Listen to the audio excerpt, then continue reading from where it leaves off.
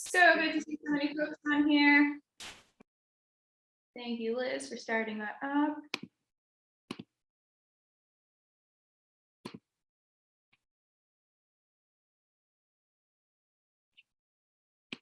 Again, if you're just joining us, feel free to drop in the chat where you're joining from.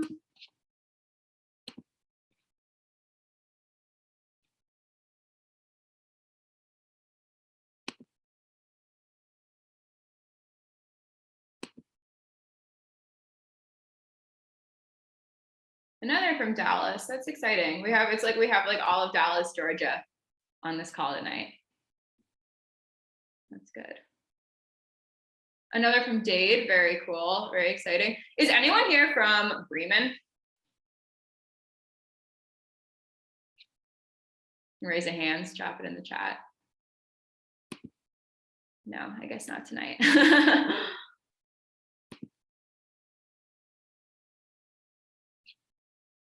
Awesome. Well, we are still letting people in. We're going to get started about 6:05. If you've been here since 6, I'm sorry you have to keep hearing me say this, but thank you so much for being here.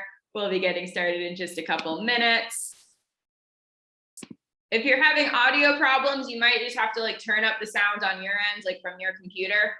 Double check to make sure that your sound is all the way up, or that you don't have headphones plugged in that you're not using or anything. Those can be, that can get in the way.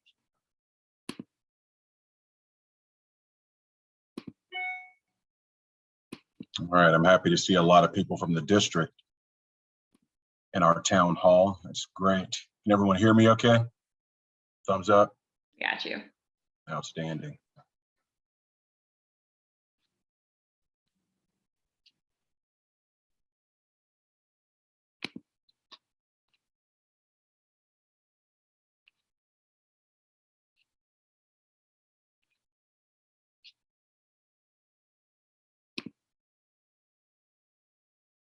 All right, well, it's 6:05, so I think we're gonna go ahead and get started. I'm just gonna pull Marcus up to the front of the screen real quick, get everything all situated. First of all, thank you so much for being here tonight. It's really great to see some familiar faces in here, some new faces. Either way, we're so happy you're here, so happy you're taking some time out of your Wednesday to hang out with us tonight. So welcome, my name is Molly. I am Marcus's deputy campaign manager, and I am again just so thrilled to see you guys jumping on here tonight.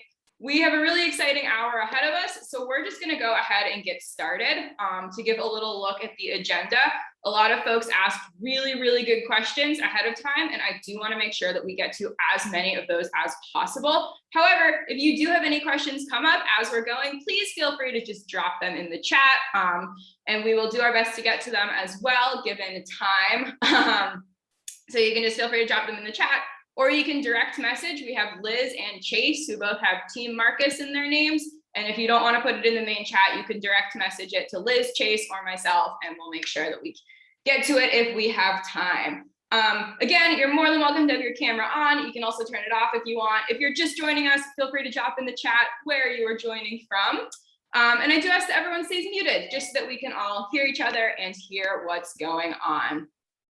All right, well, I think that's about all for me, so we're just gonna dive right in. Marcus, who are you and why are you running for Congress?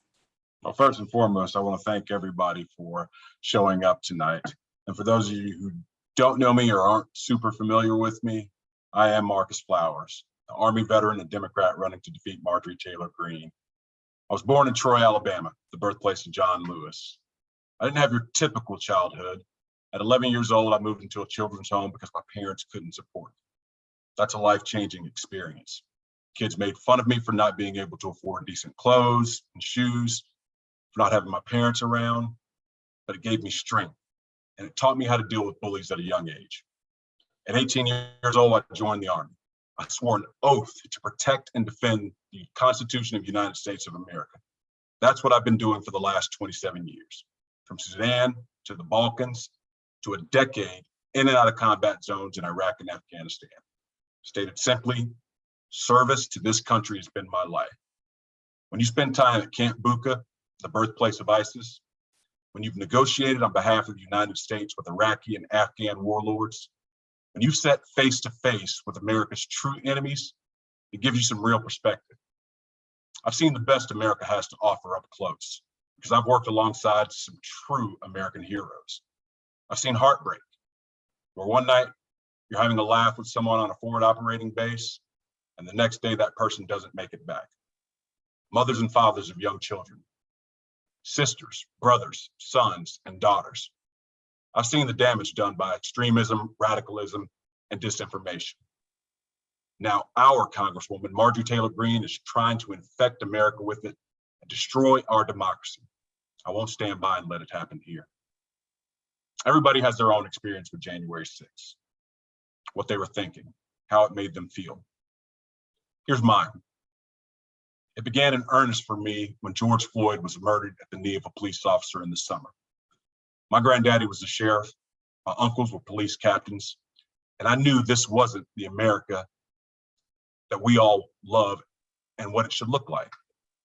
I watched over the course of that same summer as disinformation campaigns grew louder and louder. Then on January 6th, the symbol of American democracy, the United States Capitol, was attacked.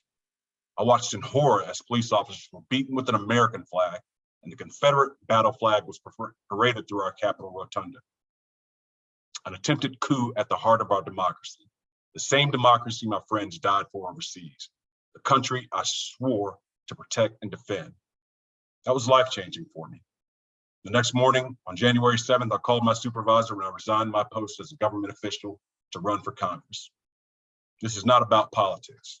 It's about right and wrong. It's about preserving our democracy for future generations. It turns out I wasn't the only person that felt that way. We embarked on a journey that has turned into a movement. More than 150,000 Americans have invested in our campaign to unseat Marjorie Taylor Greene and bring honor and decency back to this seat. We've raised over $3.5 million already. I want you all to think about that for a second. More than 150,000 people, more than any other congressional campaign in the country, have stood up and said, we believe in this district.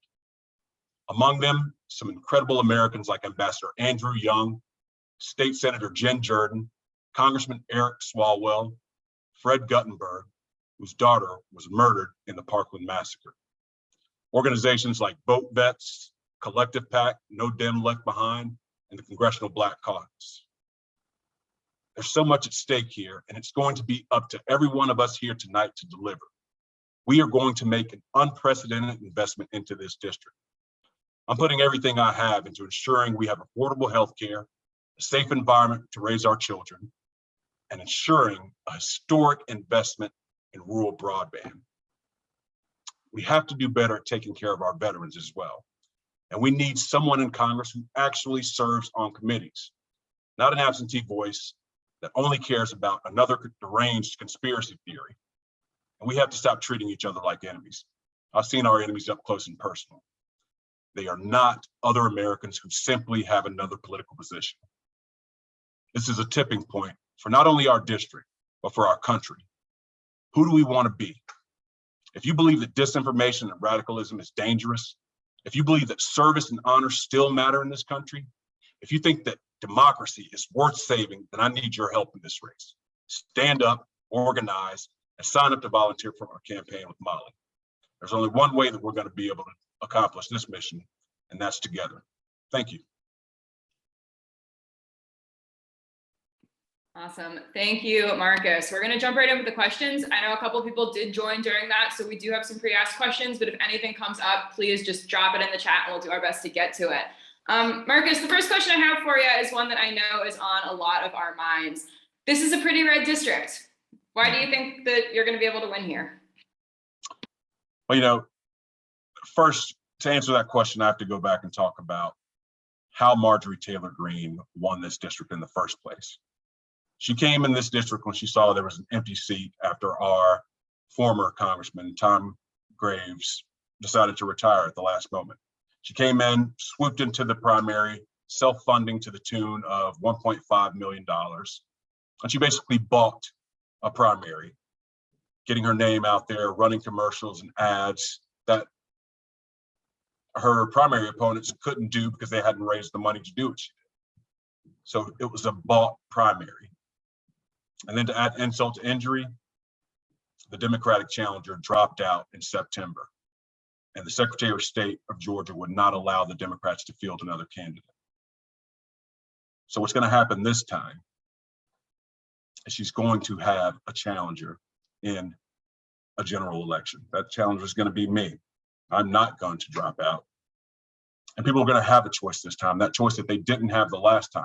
And that's going to be a choice between chaos and stability, a choice between someone who was serving the country on 9/11 and someone who said that 9/11 was a hoax. You know, we're going to be able to make a historic investment in this district. And I've talked about how much money we've raised.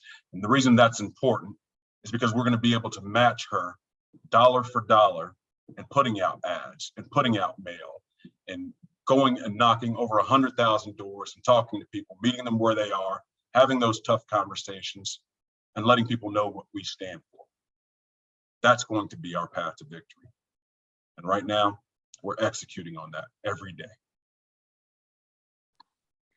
Absolutely. The next question I have for you is, can you tell us a little bit more about your professional experience and backgrounds before running for Congress? Well, as I said before running for Congress on January 7th, I was a government official. I resigned that post. My background, since I joined the Army at 18, has been logistics and compliance. Now, let me tell you what that means and how that translates into my ability to serve in Congress.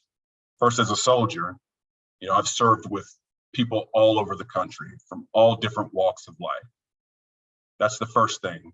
I'll be able to work with anybody because I've literally worked with everybody all over the world. I've served our country on 4 different continents. You know, I've worked with our mission partners in Iraq, Afghanistan, Germany, the Balkans, the UK, Italy, Spain. I've been able to build consensus among people who see things differently than I do. And that's just working in logistics. In compliance, you know, I understand what rules and regulations are all about. That was my entire job, working within a system to get things done. You know, and one of the other things I learned in logistics is plan for every outcome and examine plans and see what works and what doesn't work. You know, having worked on voluntary consistent standards for my entire career, you know, which is a simple way of, or a fancy way of saying, you know, figuring out what works and what most people agree on. I'm able to do that. Marjorie Taylor Greene has never done that the entire time she's been in Congress. That's what I'll bring differently to Congress. I'll work with people and I'll get things done. The important things, the things that matter, issues that we all can agree on. So I have one more background question for you. I know some folks on here have heard this story already, but we also have some new faces, so I'm going to ask it again. What's with the cowboy hat? Now that goes back to childhood. As I mentioned in my speech before, in my introduction, you know, Granddaddy was a sheriff. Granddaddy was also a farmer.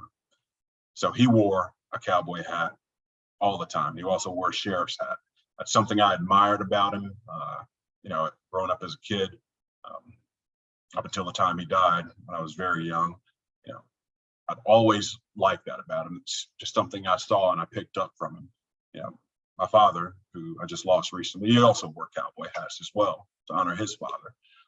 So that's just something, you know, I've seen in my family for decades, and you know, that's just a personal thing. I like it personally. I'm a hat guy, so something that that I like to do. There you go. It's part of who you are. Well, next question I have, I did see this pop up in the chat. We had some big news this week with the infrastructure bill passing. Can you talk a little bit about what that means? Well, I think the important thing to talk about here first and foremost is that Marjorie Taylor Greene voted against the infrastructure bill. Now, what that means to our district is that we're going to be able to make that huge investment in rural broadband. You know, it means that our kids aren't going to get left behind. They're going to be able to do schoolwork at home. Mothers don't have to go sit in McDonald's parking lots just so their kids can have access to the internet. You know, it also means that we can attract and keep businesses here. One of the big things that I've talked about in the past is, you know, companies aren't going to go to places or invest in districts or counties or cities that don't have reliable internet. That's something that's hugely important in our district. Roads, bridges, physical infrastructure. To me, that equates to jobs. That means people not only making our physical infrastructure safe, that means getting good paying jobs, giving people the ability to put food on the table, keep a roof over their heads, send their kids to school.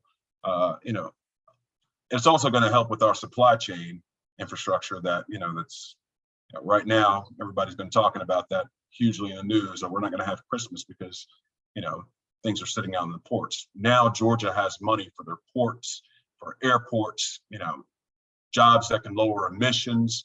It's going to make us more competitive globally. These are things that are important for our district. And it's something that Marjorie Taylor Greene just completely voted against because she doesn't care about the people here. She cares about herself. She cares about being in front of the camera. She's all about her, not what's good for the district, not what's good for the people here.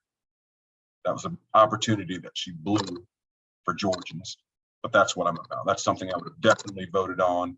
And if I'm elected to Congress, that's something I will continue to work on, creating jobs for Georgians, getting better infrastructure, improving our rural broadband infrastructure as well. These are things that I see important, and most people in the district see those as important things as well. Yeah, absolutely. So again, what are you about? What are some of your top priorities? What are you really going to be fighting for every day? I think I just kind of touched on it. Jobs, the economy, keeping small businesses open, bringing back small businesses that were lost during the pandemic. We need to bring those back. Transparency and accountability. Coming from a compliance background, my job was also literally fighting against fraud, waste, and abuse. Accountability in Washington is something that's sorely lacking lately. Those are huge things. Another thing for the people here in Georgia is constituent services, something Marjorie Taylor Greene is not doing. Now, what I mean by constituent services is I mean working with local leaders, local business leaders, local church leaders to get things done for the district here. That's what's important. That's the job in a nutshell. So one question that we got earlier today from Stephen was, what do you think that the biggest unaddressed issue in this district is? I'm going to say the lack of investment is one of the biggest issues here in this district. Georgia 14 used to be a manufacturing hub in the country, with carpets, with coat factories. Here in Bremen, where I live, our coat factories, that was a huge source of income for this town. They've closed down. They're no longer here. We need to bring back investment into this district. We can do that with things like the infrastructure bill to make us more competitive and get jobs and attract businesses here. That's one of the biggest issues I see in this district. Absolutely. The next question we got in earlier today from Peggy, but I'm also seeing bits and pieces of it in the chat. Our country's so divided right now. How can we heal and unify? Well, that's right. We are very divided right now. I mean, with the amount of disinformation and division that's, all over the country right now, all we need to do is turn on the news and look at, how much hate and division have caught on, and it's become all too prevalent in our public square, and it's going to be a hard thing to get past that. You're on social media like Facebook, and you see it, Twitter, what have you, any of the social media platforms out there, and you see nothing but hate and division. But that's not who we are. Like I said, it's going to be a hard thing to overcome, but this is a hard thing that we must do. We have to come together as a nation. I mean, one of the things we need to remember, and this is a fact, we agree on a lot more than we disagree on. We need to start engaging with each other in good faith, talking to one another. That's one of the things that you and I, Molly, we do. We go out in the district and we sit down and we have conversations with people. We meet them where they are, literally where they are, and we find out what's important to them. It's about listening to people. This is what I'll do in Congress. And I tell people, I don't know if the people I'm talking to out in the district are Republicans or Democrats most of the time. But we sit down and we have those conversations. I share with them my vision, my goal for the future. And a lot of that stuff doesn't come up when you're face to face. When you sit down and you listen to people and you meet them where they are, you can come to a consensus, even if you don't agree on everything. That's not the most important thing. It's about listening and making people feel like they've been heard.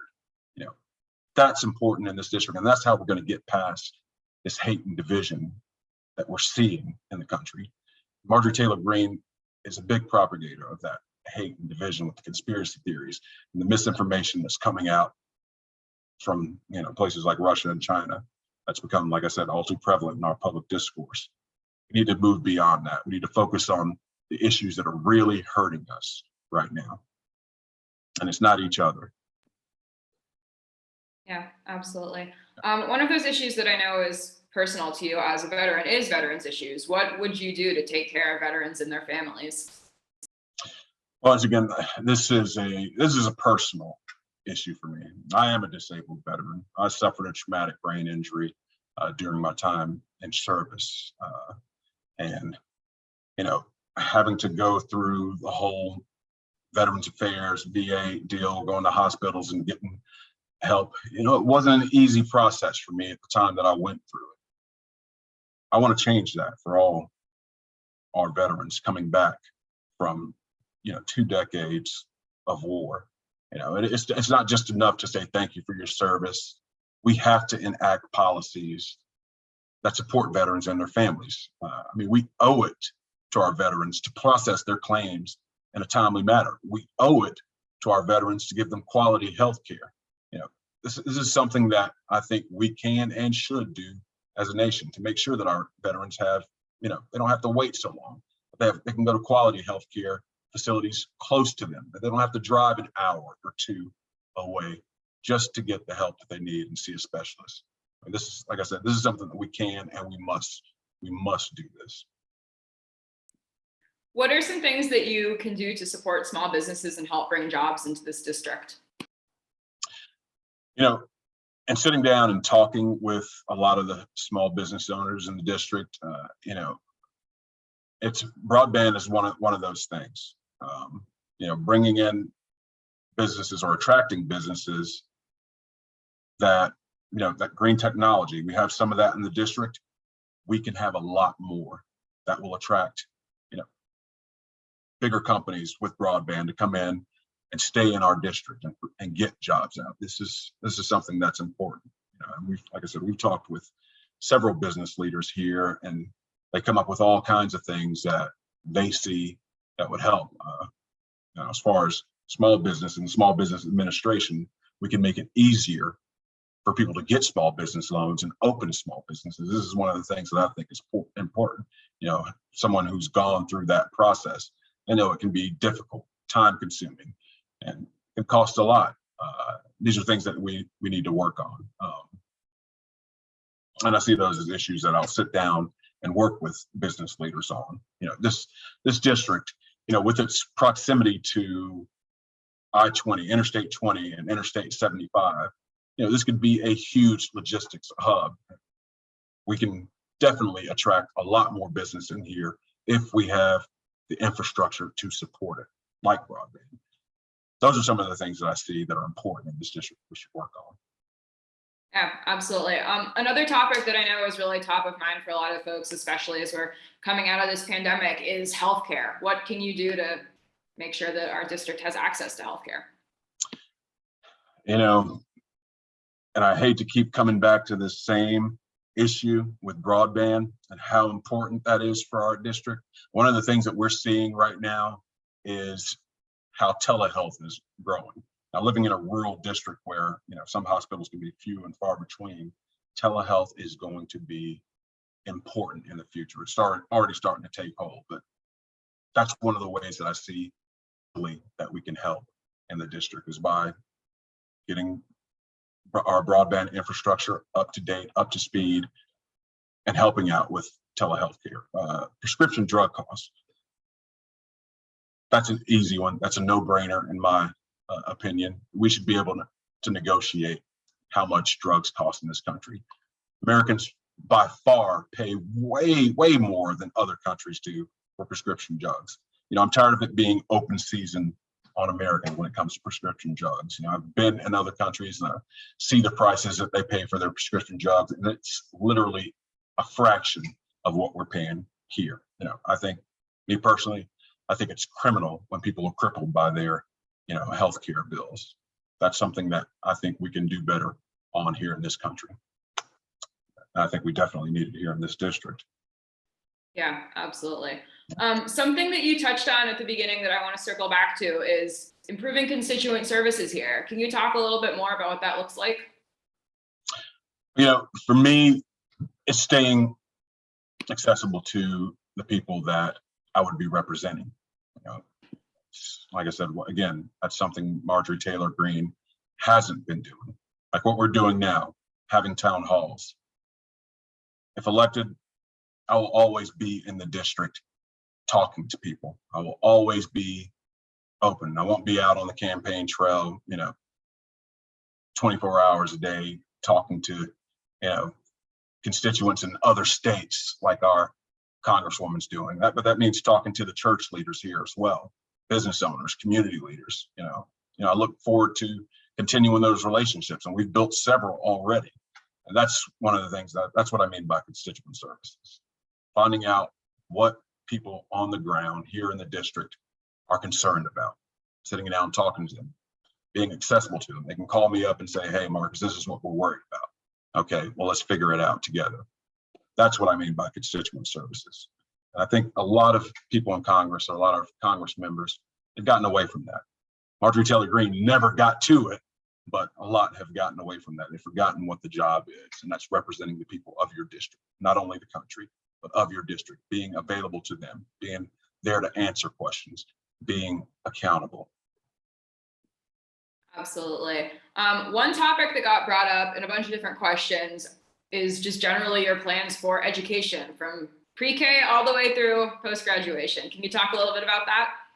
I mean, education is, by far and away one of the most important issues in our district.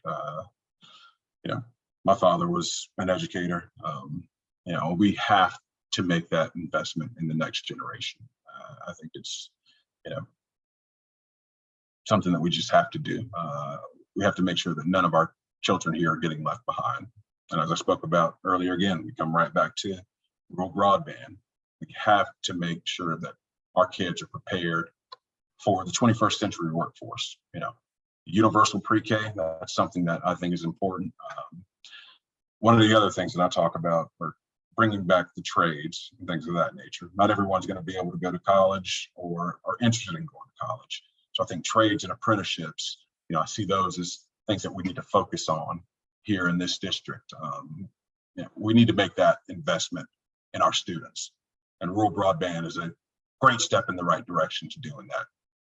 Here's something that may not be as popular with most people, but I think teachers should be paid more in this district. That's we have to respect our teachers. Again, my dad was a teacher. I think that's important. We need to, and we've all seen coming out of the pandemic how important our teachers were. I'm trying to teach a 7-year-old core math, and it just wasn't great. I have a huge respect for teachers anyway, but an even more so renewed respect after coming out on the other side of the pandemic. We've got to support our teachers and invest in them. I think that's important as well. Yeah, absolutely. A question I got earlier today from Melissa was, how can we make sure our elected officials are accountable to their constituents and not big corporations? Yeah, that's a good question. If we just talk about what we do in our campaign, we don't accept corporate PAC money. One of the things I say is you can't buy flowers. I can't be bought by a corporate PAC because we don't accept their money. We get the majority of our funds from small dollar donors. And that's, I think right now our average donation is, it's less than $20, I believe. And I'm proud of that. If we dig into the raw numbers there, 80% of campaign contributions are coming from super PACs, which means only 20% are coming from grassroots donors. That gives corporations way too much say in our politics right now, and I'm against that. I think our politics should be governed by the people. Constituents should feel that their voice is being heard, and not some corporation that's paying off their representative. This is something that's been big with me my entire career. Like I said, I worked in compliance. My job was literally to fight fraud, waste, and abuse in government. So that's what I'll continue doing in Congress if I'm elected. So. Absolutely. This next one is less of a question and more of a concern that we get from people a lot. We're seeing voting rights being attacked all over the country. What will you do while you're running and if elected to defend our voting rights? I mean, we should definitely be making it easier to vote and not harder to vote. I was disappointed that, the John Lewis Voting Rights Act didn't come up for a vote, but, that's something that we definitely need to do, and if we just look at us, our field program, we're getting out and getting people registered to vote. One of the things that we saw with SB 202 here in Georgia, which Georgia was a proving ground for the right when trying to, limit access to the vote. We saw that they took away Sunday voting, weekend voting. We need to do that. I'm a big proponent of, same day voter registration and or automatic registration. Like I said, this is something it's a no-brainer. We should be making it easier to vote and not harder. And, right now the Republican Party is trying to make it harder to vote for people. We see that happening all over the country. I will definitely do everything I can to push back against, these voter suppression laws that are out there. Yeah, that's, that's almost a no-brainer there. Right. Another question that we get coming in a lot is, how will you keep our communities safe from gun violence while still respecting the rights of gun owners? Well, first and foremost, I don't see this as an either or. It's an and situation for me. We can keep our community safe while respecting the Second Amendment. I'm a gun owner, a responsible gun owner, and I know the vast majority of people in this district who own weapons are responsible gun owners. Something I learned growing up and coming up through the military, something that I teach my children as well, is gun safety. But here's the real issue at heart. Common sense gun legislation is really about keeping weapons out of the hands of our most violent citizens. It's about keeping weapons out of the hands of, violent offenders, convicted felons, domestic abusers. These are common sense things that I think the majority of us agree on, and we can get this done. It shouldn't be a partisan issue or a political issue. It should be about common sense. It's about saving lives. And I think if we pass gun reform legislation, if it saves one life in this district, it was worth it. So I'm definitely for, again, common sense gun legislation, background checks. Someone like me who came up in the military, who's held top secret security clearances, I've done multiple background checks. If you have to wait an extra week or whatever to be able to purchase a gun because of a background check, again, that saves one life, then it's worth it. Another question that I want to do that I just saw come up in the chat, and I do want to answer it. Tracy asks, Marjorie Taylor Greene has made it clear that she does not have a problem assaulting the LGBTQ community. To her, we're not people and not American. What is your position for people in this community and other minority communities? I mean, that's simple. LGBTQ plus rights are human rights. I consider myself an ally. I mean, I'm the father of a gay daughter. I have a gay nephew and lesbian niece. People are people, love is love. This is, making this a political issue is, to me, quite frankly, silly. Again, LGBTQ plus rights are human rights. That's I don't know what else to say about that. It should be simple for everyone, but we have people like Marjorie Taylor Greene who wants to make these issues non-issues issues, really, and divide people over it. Vision is all she's about, separating people from other people and using hate, bigotry, or anti-Semitism, xenophobia, what have you, and she's all about that. I think these are things that we shouldn't be focusing on at all. We should be focusing on what our real issues are in the country that hurt us. And again, LGBTQ plus rights are human rights. Full stop. Absolutely. Another question that I do want to pull up from Brian is, to win a general election in this district, you're going to have to appeal to Republicans and get Republican votes. How are you going to do that? And again, that's one of the things, and let me back up here just a moment. As I said before, you and I, Molly, we've been out in the district and we've talked to some people that we know were Republicans, probably, and people who are independents. We've also talked to Democrats. With every conversation that I have, I meet people where they are, both literally and figuratively. I listen. That's a big thing that a recurring theme that I keep hearing in this district. People feel like they're unheard. A lot of the misinformation and disinformation is seeping through. And we take those issues on and we talk to them issue by issue and point by point. But the important thing is making people feel like they've been heard. And then talking about what it is that we can agree on. Talking about the issues that we have here in the district. Talking about jobs, the economy, bringing small business into this district. People want pragmatism out of their representative here. That's what I keep hearing. That's what I've been seeing. Republicans and Democrats alike. All of the people that we've been on, we've knocked a lot of doors all over the district. We've talked to a lot of different people. I'm hearing these same themes over and over again. People are embarrassed by Congresswoman Marjorie Taylor Greene. I can tell you that for a fact. And it's a large percent of the GOP. We know that for a fact. They're embarrassed by her. For people who are listening from outside of the state, who are across the country, I understand why you would think one way about this district, because look who we've sent to represent us in Washington. But I can tell you for a fact, she is not who we are. The people of this district are kind, caring, and generous people. And almost to a person, they're all embarrassed by her. She will not be reelected. I'm telling you this now. Thank you for that question, whoever it was that asked it. It's an important question. Yeah. Another question I have for you, this is a slightly lighter one. What's your favorite part about running for Congress so far?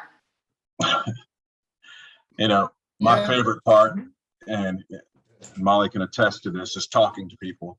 When I engage someone whether it's on their front porch or it's on the phone, someone gets really engaged, I can sit and talk to people for literally an hour or more, which is not something that my campaign managers like me to do because they want me to move on to the next door and talk to more people.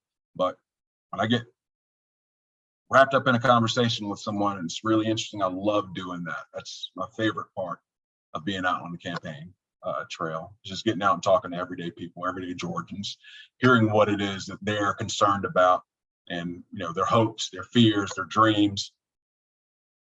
This is what I like to do. Those in-person experiences, shall we say. Those conversations are the best. Oh yeah, we've had a few good ones. So. We definitely have. Another question I have for you: what does service mean to you? Someone who's served this country for almost 3 decades now. Service means being a part of something that's larger than yourself, making it about, and I'm going to put this into context, for making this about your constituents, not about you, not necessarily about what you believe, but about them. Having served as a soldier, my service was about protecting and defending the Constitution. I was a servant to all Americans, same as a defense contractor, same as a government official. It was about the people. It wasn't about me. It wasn't necessarily about how I felt about things. It was about service to the nation. It's about doing what you know is right, having integrity, having decency. Integrity to me means doing the right thing even when no one's watching. I teach that to my kids all the time. That's what service to the nation means for me, and it always will. Absolutely. We're reaching the end of the time that we have here tonight, but there is one other question that I'm actually going to answer, if that's okay with you, Marcus. Alrighty, well, that question is, and this is one we get all the time, how can I help? And that is such an important question, because at the very beginning, Marcus talked about how big of a job this is going to be. And he's right, this is going to be a huge job. He can't do it by himself. No single person can do it by themselves. We are going to have to come together and make it happen. We know it's going to be an uphill battle, but here's something else we know. Conversations work. When we're saying that when we get out on the doors and on the phones and we talk to people, we're able to actually have those conversations and make those breakthroughs. We're not making this up. This is real. Talking to people works. Meeting people where they are, getting, offline right in front of them, having a conversation and listening to what they care about, that works. But if we don't get out and have those conversations, we're not going to make it happen. So Liz is dropping a volunteer form in the chat. No matter how much time you have, no matter where in the country you are, we will get you looped in. We're phone banking, we're text banking, we're knocking on doors, we're doing work on social media. You name it, we're doing it. And we absolutely do need you. We want you on this team. So please fill out that form.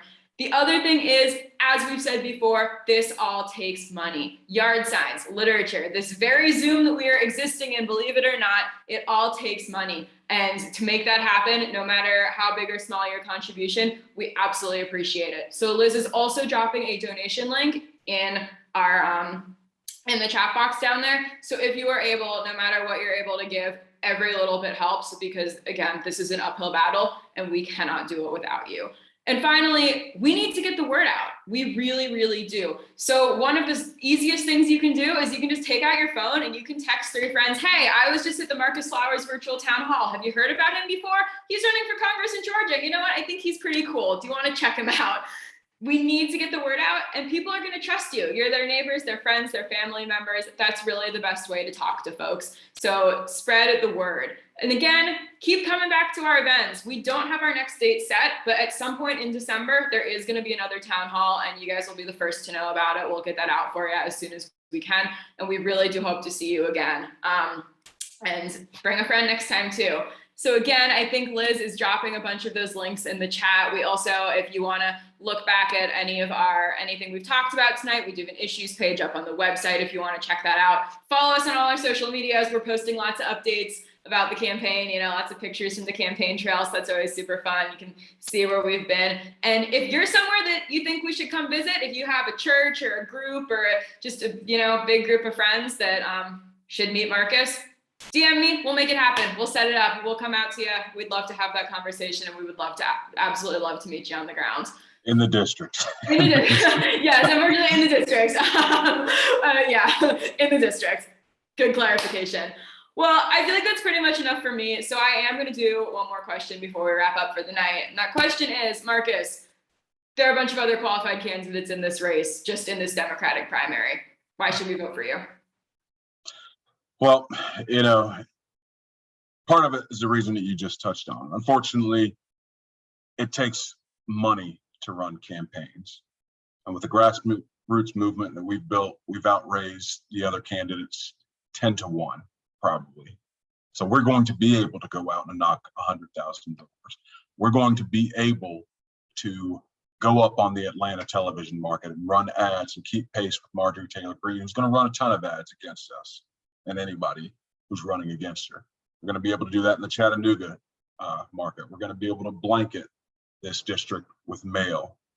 And also, and this is a personal thing, I think, my service to the nation for almost 3 decades, having worked in and out of combat zones in Iraq and Afghanistan, having seen, the disinformation and radicalization movements across the country and across the world, and see what the dangers really are, having negotiated with some of our enemies, I think it gives me an authority there that the other candidates don't have. You know, I've worked with people from, like I said, again, I've worked with people from everywhere. So I know I can work across the aisle in a bipartisan fashion with our Republican colleagues. I'm sure it will be nowhere near as stressful as sitting across the table from an Afghan or Iraqi warlord. Again, I think I bring an authority that they don't bring to the table. And I think I have a wealth of experience that has prepared me for the next chapter, and that's being in the United States Congress. Awesome. Well, with that, Marcus, thank you so much for your answers. Everyone on here, thank you so much for your time, and thank you for your questions. We really do appreciate it. Again, Liz is dropping links to volunteer, to donate, to check out our website and our social medias. So please click on those, fill those out. I'll also be sending you some info through email after this event, and I really do look forward to us staying in touch. Thank you all so much for being here. I'm going to pass it back to Marcus to close us out. You know, and I thank all of you guys for, you know, taking the time to come and listen to us tonight. I really appreciate that. And as Molly said, this is, you know, this is of huge importance. This isn't just about me. This isn't just about this district. This is about our very democracy. That is what is at stake, nothing less.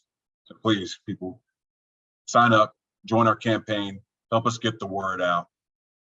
And together, again, together, we can accomplish this mission of getting Marjorie Taylor Greene, someone who doesn't belong in our halls of government. She doesn't belong anywhere near governance. We got to get her out of there. Thank you. You guys have a great evening. Good night. Have a good night.